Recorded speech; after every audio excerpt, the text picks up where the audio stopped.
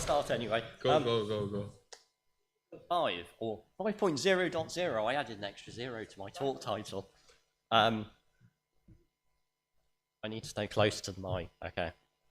But I will need reminding because I do just jump back.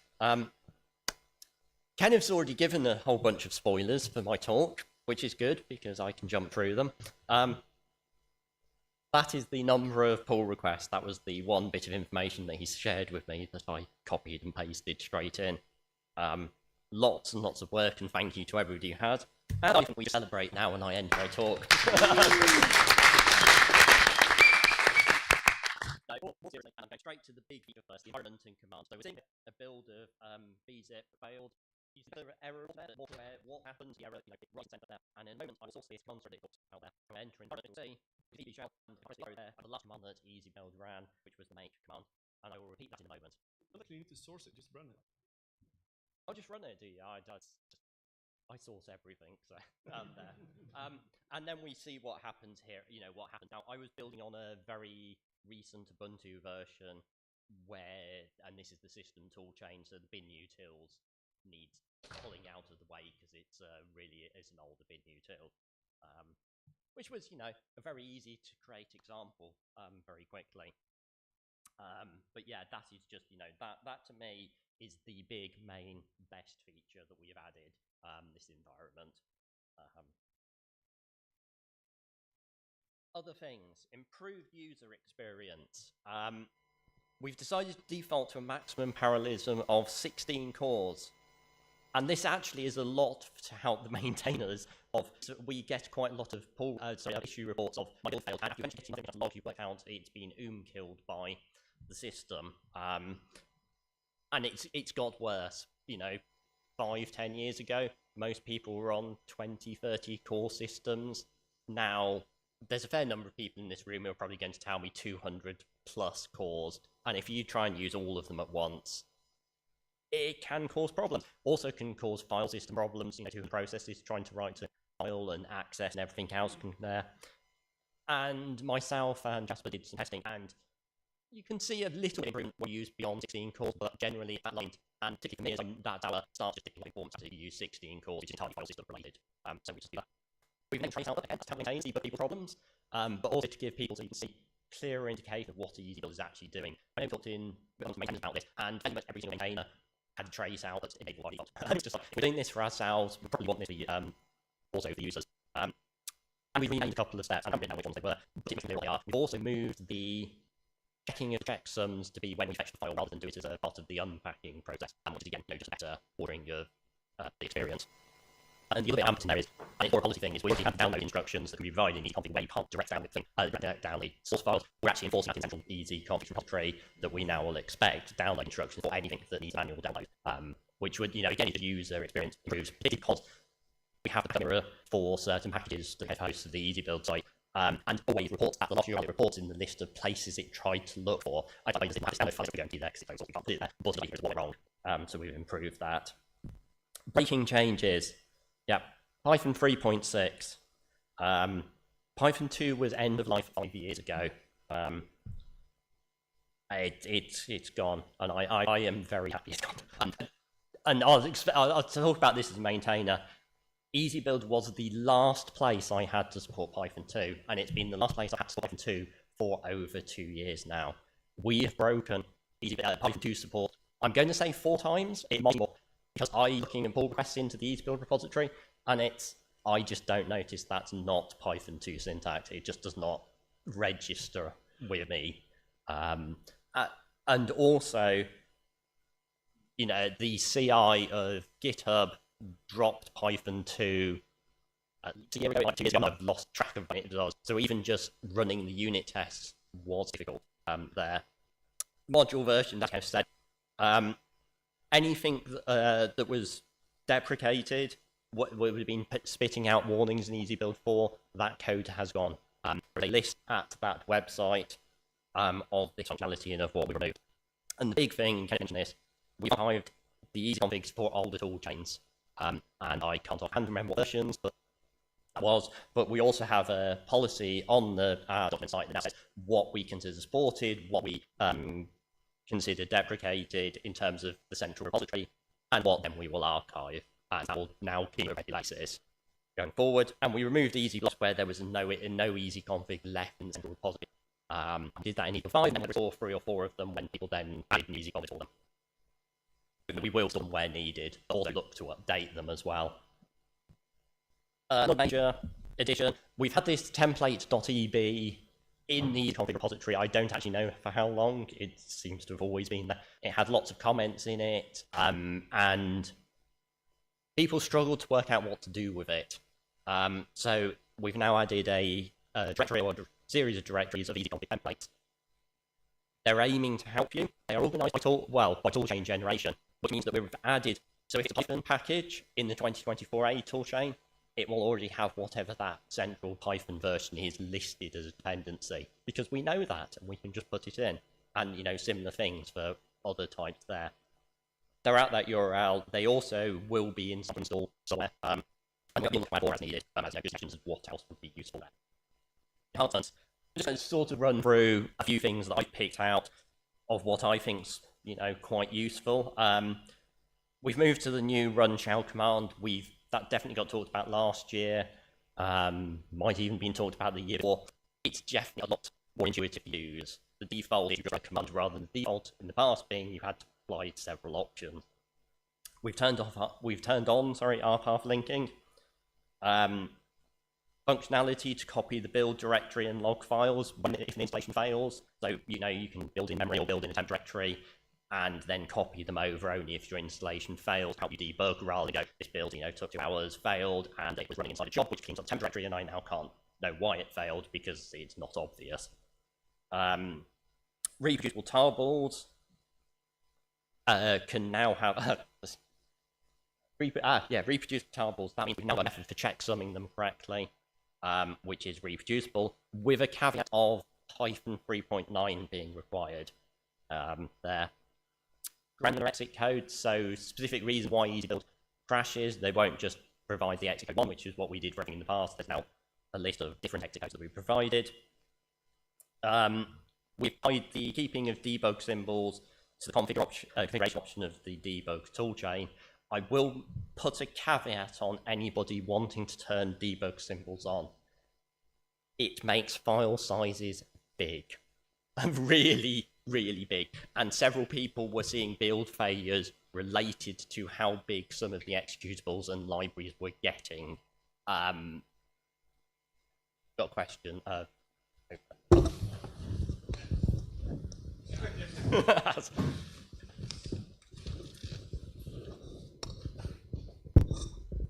Is there support for split debug options right now in EasyBuild, or? Sorry, and or split debug where you can have a separate when DAR you put file. it into a separate file. No, there isn't. But that was one of the things while we were starting to debug why some people were getting build failures. I did look up and went, actually, this might be something we want to do. Put them into a separate file and work out exactly how to do that. There are also some other options I was sort of looking at to do with how many debug symbols you keep, or what type of symbols you keep, as to whether that would help as well. But this was quite recently we started seeing the problem where people build more, and the quick thing was just like, that's not going to be ready for the we'll cut it out and revisit it in the future. But yeah, definitely it's something that's quite of interest to quite a few of us to get better trace logs back when our users submit bug reports to us. Thank you.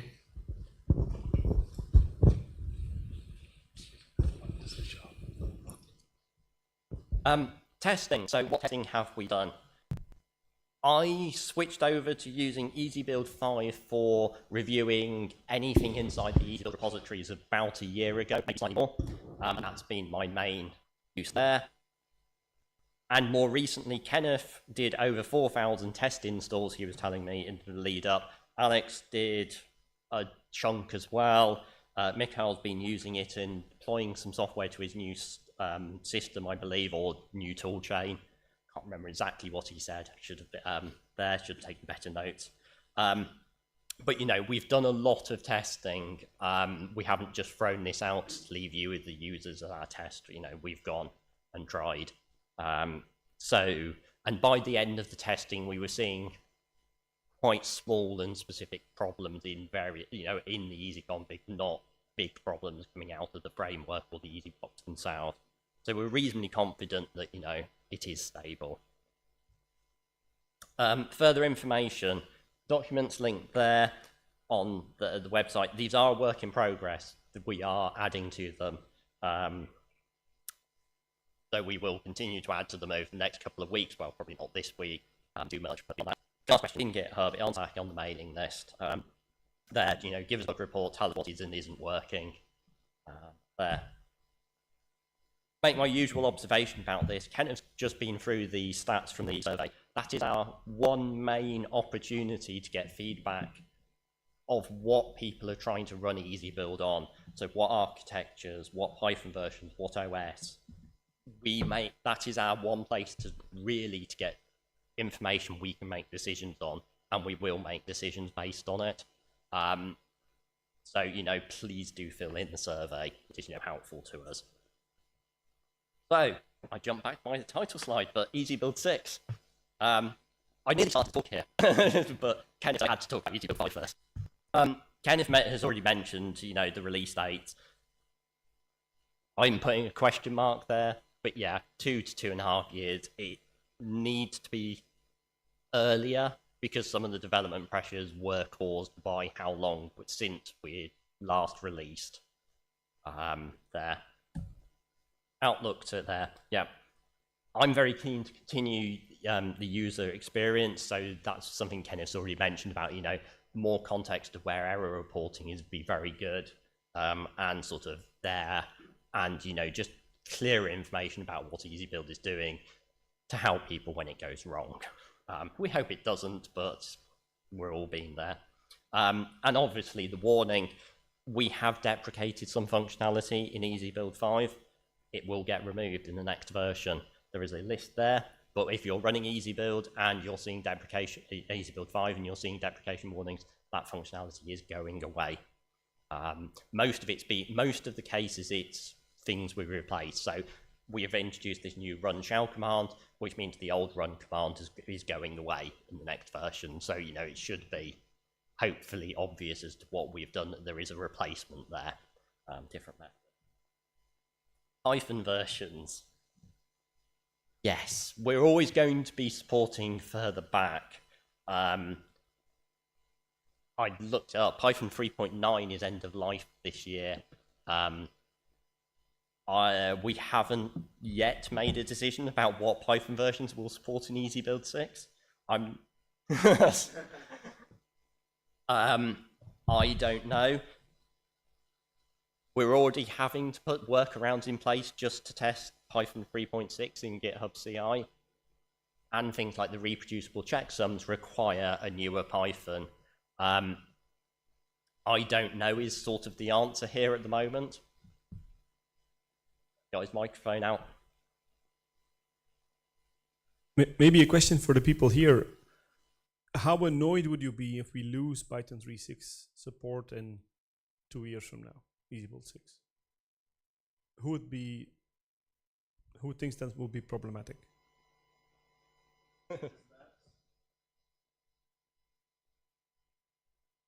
Yeah, you could install 3.9 for Rocky 8 pretty easily. Well, I always say this, it's easy if you're a sysadmin.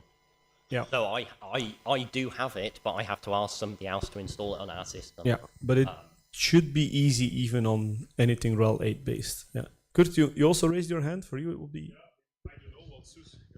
I should wait for the micro. I don't know what SUSE will be using at that time. Yeah. But I'm pretty sure there is a second Python in SUSE also, but our sysadmins just don't want to install it to keep the system image small. Yeah.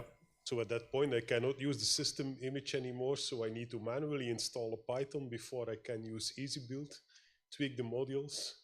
There's other tools now like UV as well, which may be good enough to really do it in your own account, for example. But it's something we'll explore. I think it's something we should try and do. I mean, by the time we'll go 3.9 or up, 3.9 will already be end of life. We cannot keep dragging our feet, and That's a problem with support. Python, and that's what I want to warn you for with too frequent major updates of EasyBuild. Yep. The Python ecosystem has become fragmented by too many updates that break things. Yeah, that's true. People cannot follow anymore, so you have a large range of Python versions.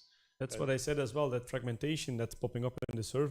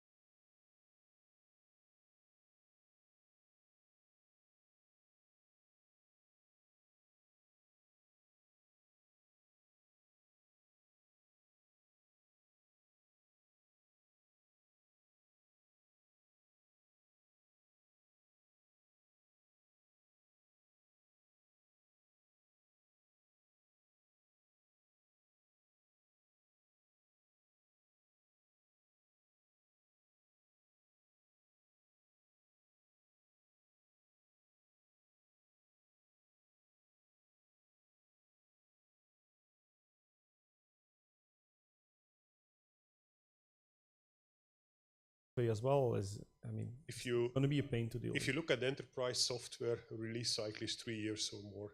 Yep. I would be in favor of 3 years or more between major EasyBuild releases. Well, we can aim for 2 years, and it will be 3 years in practice. So Lara has an alternative. We can claim we have 3.6 support, but if nobody's still using it, of the maintainers, it is going to break. Because that's exactly what happened with Python 2.7. It wasn't being used by maintainers, so there. I'm tempted by the UV solution.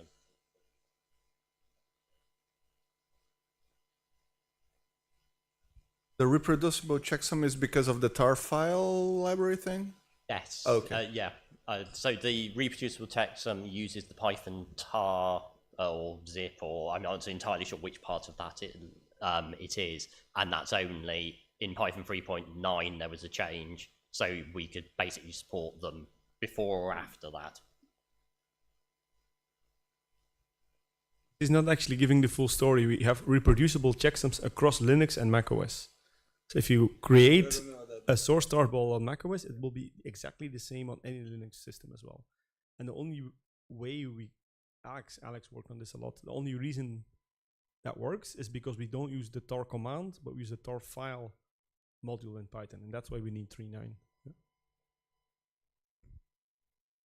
Yeah. Simon, coming back to the Python, Orca was saying use a container. So I had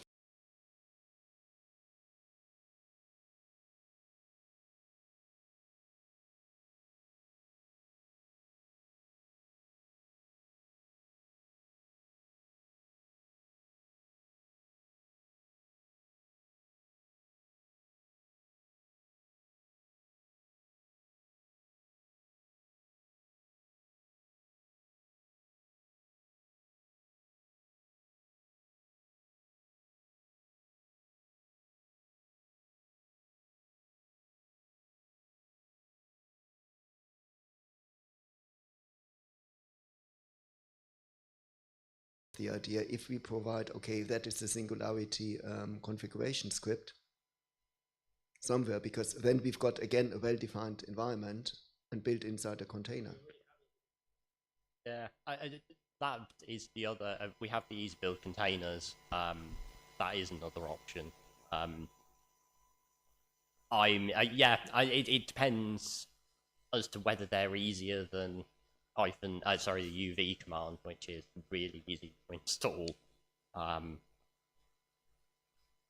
And I guess we need to start exploring options there and really understand what would be possible if we drop 2.6 support, 3.6 support. And the answer might be we say how to do it with UV, we say how to do it with a container, and just go, you'll need to use one of these methods to get yourself to that point, and then just discuss with people and leave them to make the choice of which one's best for them. Because it might make sense for some people, but some people may not be able to run containers. Some people may not be able to use UV. It might depend on what hardware they're running on as to which of these options is.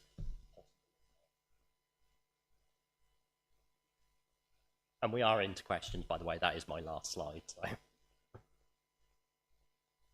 don't know whether we've got any online or because I'm.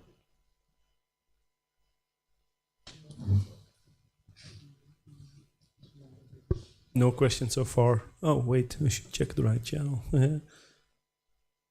No, none so far. No.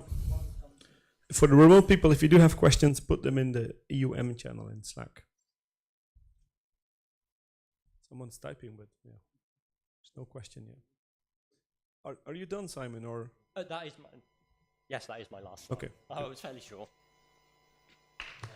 Okay, so yeah. In Slack, is it okay to run EasyBuild 4 alongside 5? Well, yes, you can have two separate installations of EasyBuild 4 and EasyBuild 5. It is fine to install software with EasyBuild 5 on top of software installed with EasyBuild 4. So we were careful there. There may be bugs that we're not aware of yet, but it should be working. Yeah, our pathing. You would probably want to change any of the defaults to do with something like R pathing. So if you then install with EasyBuild 4, it will still have the EasyBuild 5. But even if you don't, it should still work. Probably. Because we're still setting LD library paths. It wasn't R path I was going for. I was going to jump to the next one, which is the Python, which I haven't put there, is the Python prefixes. Yeah, there. That really will. But that's opt-in. Yeah, if you opt into that, you have to do it for everything. So maybe I can chip in because we have 5 already in production. So maybe I can explain our approach. So what we've done is we have now 2 virtual environments, one with EasyBuild 4, the other with EasyBuild 5. And what we've done is we started the 2024 A toolchain with 5, and from scratch, all 5. And we are keeping 2023, 2022 with 4. So that's why we have the 2 virtual environments, because we still need to install all software, probably. And that, so far, has worked without issues. So it's kind of self-contained, its generation. But you won't get any updates of EasyBuild 4. So you're stuck to 4.9.4 forever. Yeah, and that's fine. The old toolchains. We don't want any new features in the old toolchains. They are already fully populated. But you'll want new easy configs, no? Yeah, but I'm not expecting much of a change there. Yep. And easy configs should be easy to backport, more or less. Yes, yeah. If you're careful enough, yeah.